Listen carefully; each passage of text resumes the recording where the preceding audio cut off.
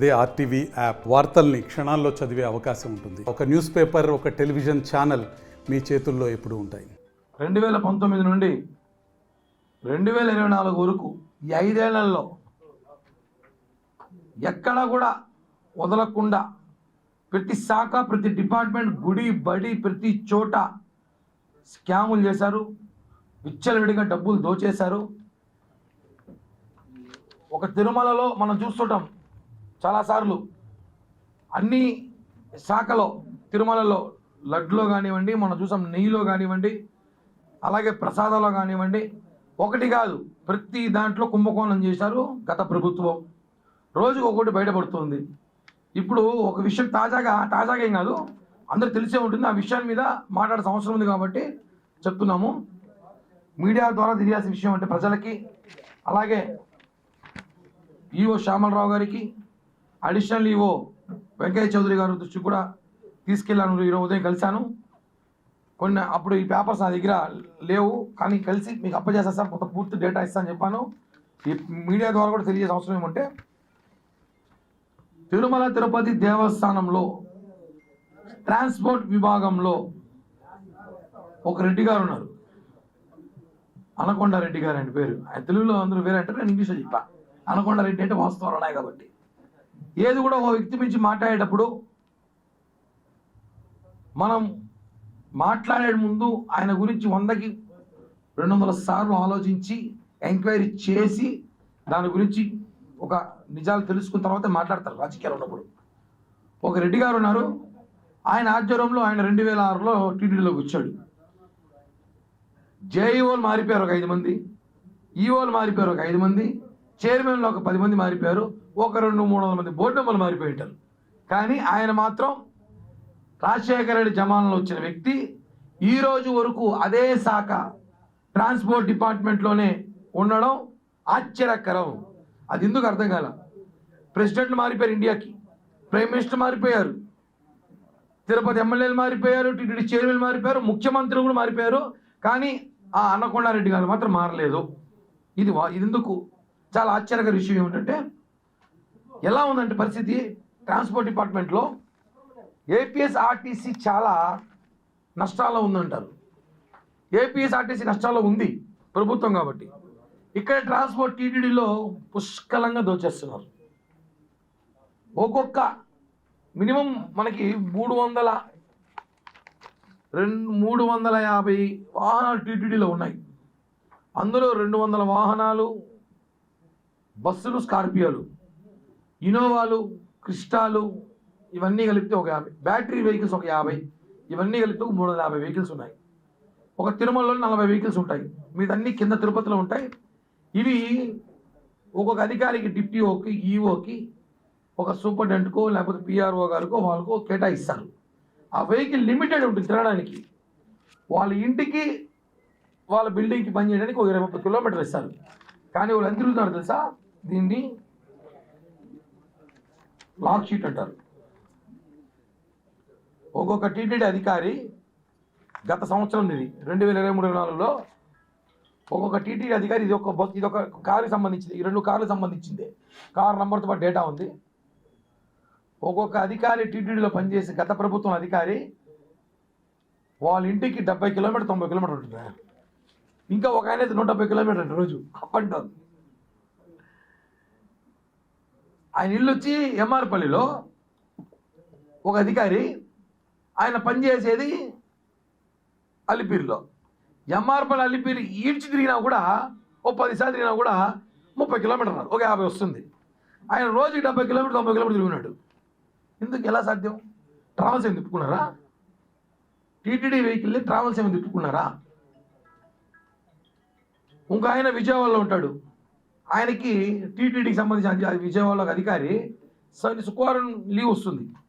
ప్రతి శుక్రవారం విజయవాడ నుంచి టీటీడీ వెహికల్ తిరుపతికి వస్తాడు. సోమవారం టీటీడీ వెహికల్ విజయవాడకు పోతాడు. Up and down 10,000 diesel. ఆ డబ్బులు ఎవరు ఇస్తారు? ఇలా హైదరాబాద్లో పనిచేసే టీటీడీ వాళ్ళు కూడా ఇక్కడికి వస్తారు. చెన్నైలో పనిచేసే టీటీడీలో ఆ రుషికేశ్, జమ్మూ కాశ్మీర్ వెహికల్ పోదు కాబట్టి వదిలేశారు. లేదంటే హెలికాప్టర్లు వేసుకొని విమానాలు వేసుకుని మన వాళ్ళు పడ్డవాడేస్తారు. దాన్ని కూడా చూస్తూ ఉంటే అదేదో కార్లు ఉన్నాయి కాబట్టి దగ్గరలో ఉన్నాయని తిరిగేస్తున్నారు. వీళ్ళు ఏం చేస్తున్నారంటే వీళ్ళ పిల్లలందరూ కూడా తమిళనాడు చెన్నైలోనో వేలూరు విట్లోనో బెంగళూరు కాలేజీలో చదువుతూ ఉంటారు. ప్రతి శుక్రవారం ఇక్కడికి సంబంధించిన అధికారి కారు ఆడికి పోతుంది. అక్కడ వాళ్ళని పిలుచుకొని తిరుపతికి వస్తారు. మళ్ళీ సోమవారం ఉదయం అదే కారు ఆడికి పోతుంది. అంటే వీళ్ళు తిరుమల తిరుపతి దేవస్థానం వెంకటేశ్వరం డబ్బులతో వీళ్ళ జల్సాలు వాడుకుంటూ తిరుమల తిరుపతి దేవస్థానం టీటీడీ సంబంధించిన కార్లని వీళ్ళ ట్యాక్సీకి వాడుకున్నారు. దానికి ఉదాహరణే నా దగ్గర ఒక 10 ఉన్నాయి. దాంట్లో ఎవరో రెండైనా వాడినారో డేటా ఉంది. ఇవన్నీ కూడా నేను ఈఓ గారికి ఇవ్వబోతున్నాను. ఉదయం ఈరోజు అదనపు ఈఓ గారికి కలిశాను. దీని గురించి మాట్లాడితే ఆయన వెంటనే స్పందించి వెంటనే అధికారులు తెలుసుకున్నాడు ఏ విషయం అనేసి కూడా అడిగాడు. నేను చెప్పా ఏ వెహికల్స్ మీకు డేటా ఉంది అడిగారు. డేటా తెప్పించాను.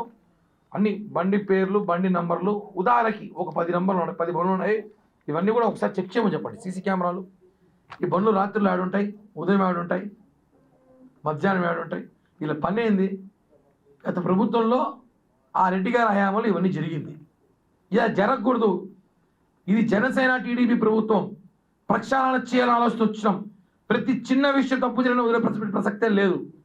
నాకు తెలిసి దాదాపు 100 నుంచి 150 కోట్లు స్కామ్ జరిగింది 5 సంవత్సరాల్లో. టీటీడీ ట్రాన్స్పోర్ట్లో 150 కోట్లు స్కామ్ జరిగింది. ఆధారాలు ఉన్నాయి కాబట్టి మాట్లాడుతున్నాము.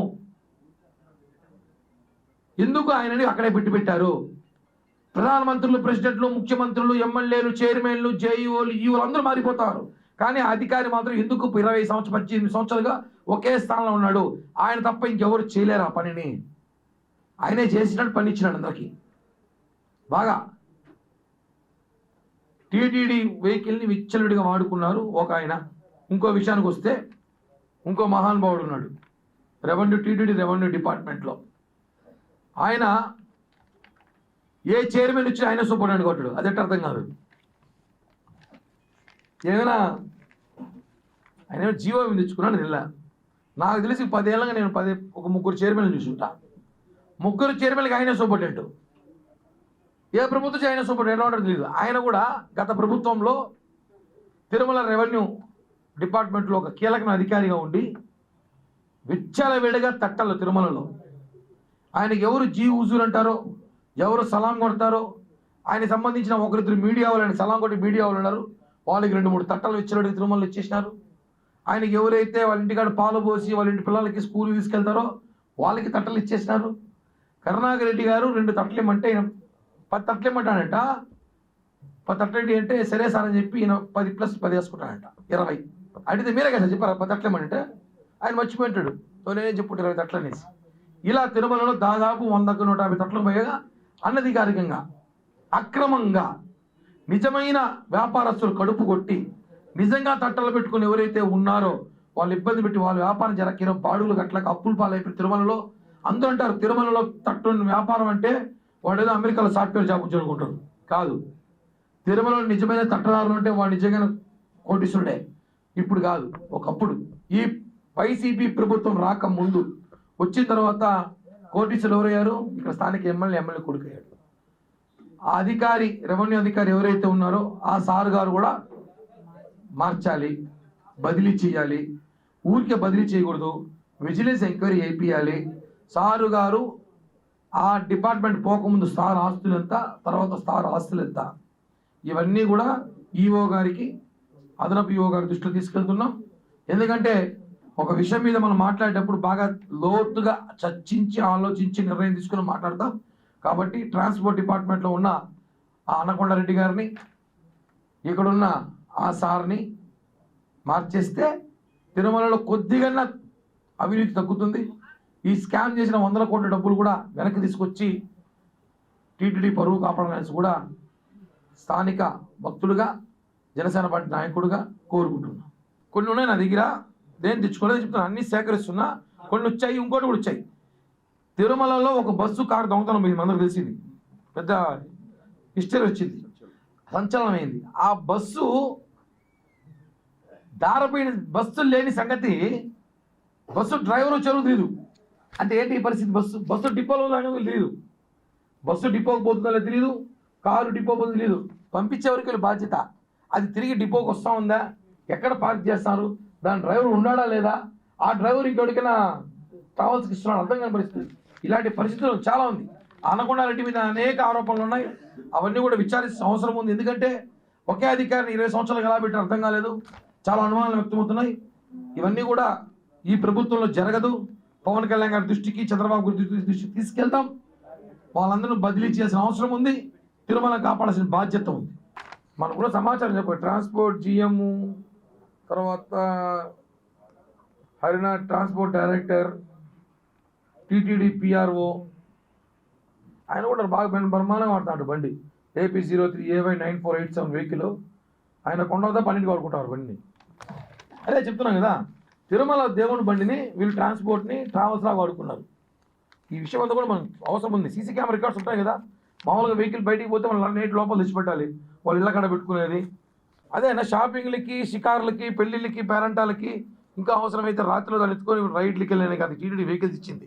నీ డ్యూటీకి ఇచ్చింది వెహికల్ 20-30 కిలోమీటర్ రమ్మంటే చెప్పాక ఇందాక ఎంఆర్పల్లి నుంచి అల్లిపిరికి రోజుకి 90 కిలోమీటర్ అంట. ఎలా వచ్చినాడో అది తెలియదు. తోసుకొని వచ్చినాడా, తోలుకొని వచ్చినాడు తెలియదు. చెక్ చేయాలి ఒకసారి అవన్నీ. టీటీడీ ఈఓ, అదనపు ఈఓ మాజీ ధర్మారెడ్డి సార్ గారు ఈ 5 ఏళ్ళలో ఆయన కారు ఎక్కడెక్కడ తిరిగిందో, ఎక్కడెక్కడికి పోయిందో ఒకసారి చెక్ చేయాల్సిన అవసరం అయితే ఉంది. చాలా అనుమానాలు ఉన్నాయి నాకు.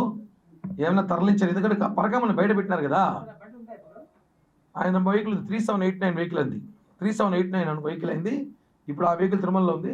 ఆయనతో పాటు 2-3 కార్లు వాడాడు ఆయన. ఆయన తిరిగే కార్లు నాకు పరకామని బయటికి పెట్టారు. ఇప్పుడు ఆ బయట పెట్టినాడు. ఈ కార్లు పోతాల్సిన అనుమానంగా ఉంది.